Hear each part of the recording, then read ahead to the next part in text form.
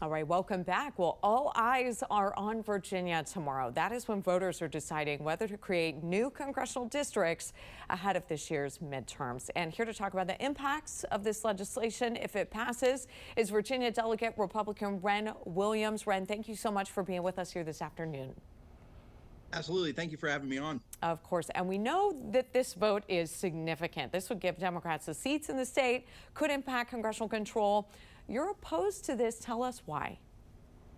Well, I mean, it's just an absolute power grab. If you look at how this entire thing is played out, it's been rushed through the General Assembly process with a made-up special session that was supposed to be for budget, and then it went into this new language on redistricting. You go even further, the Commonwealth judges have already said this is disingenuous and it's not fair, even though it seeks to restore fairness.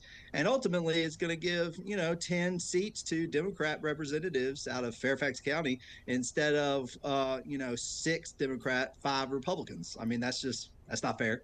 And on that, you mentioned Fairfax County. You have coined the term Fairfax phobia. Can you please explain that to us and what that means specifically for the areas you represent? Yeah, so the terms Fairfax phobia or don't Fairfax me are very much stemming from this rural nature. The rest of Virginia, Fairfax County is a small contingent of a very, very large district. And just for example, if you look at the new lobster district that people are calling the 7th, or as I like to call it, the Claw, that particular district, it will take somebody 3 hours from Fairfax County, and we know it would be from Fairfax County, to down to some of the tips of the claws, the lobster's claws. They're never going to where it is on a map. A lot of people don't know that the rest of Virginia, which is anything south of Nova, is actual Virginia.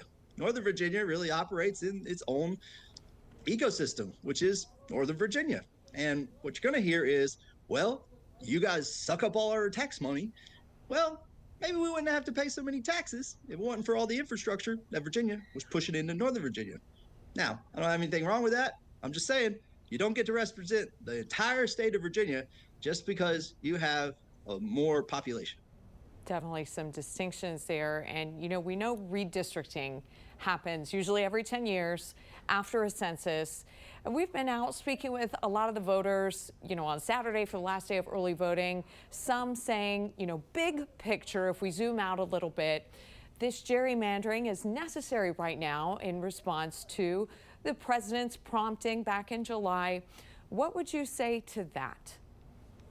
So, gerrymandering is necessary? Okay, well, let's change the ballot question then. Because the ballot question says this redistricting effort is temporary and to restore fairness. It doesn't say that this redistricting effort is going to allow 10 congressmen from Virginia to be Democrats, 1 Republican, and 90% of Virginia will be represented by Democrats. In fact, the electoral board has already been told by AG General Jones that the proposed maps that we were voting on shall not be placed at voting locations and polling locations. Why? Why hasn't Virginia for fair elections shown anybody the maps? Can you find a single map on any single yes mailer or campaign mailer? No. And that's because they don't want you to know that if you do this, 5 of your congressmen are going to be from Fairfax County. 1 is a lobbyist for an NGO in D.C. That's what we're facing here. There are no concentration on Virginia, and a number of them are using this particular ploy to climb the stairs into Congress. That's what they want. That is their goal. And that is what we're seeing, and that is what's on the ballot this year. And we need no votes because we need to respect Virginia and our independent redistricting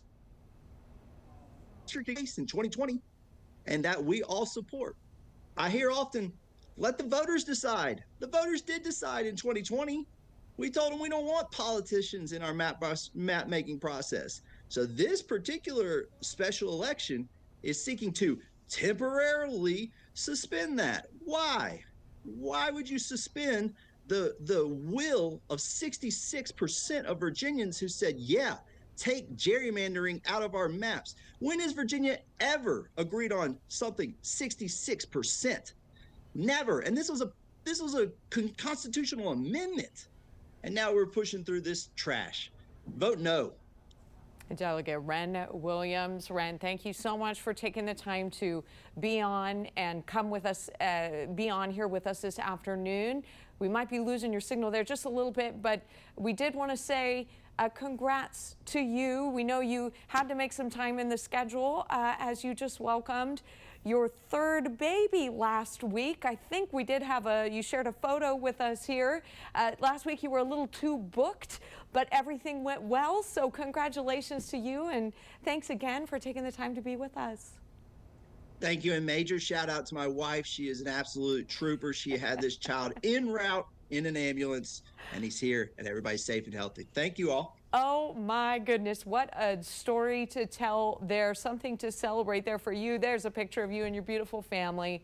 Delegate, thank you so much for taking the time to talk both politics and a little bit of a personal celebration for yourself there. We really appreciate your time.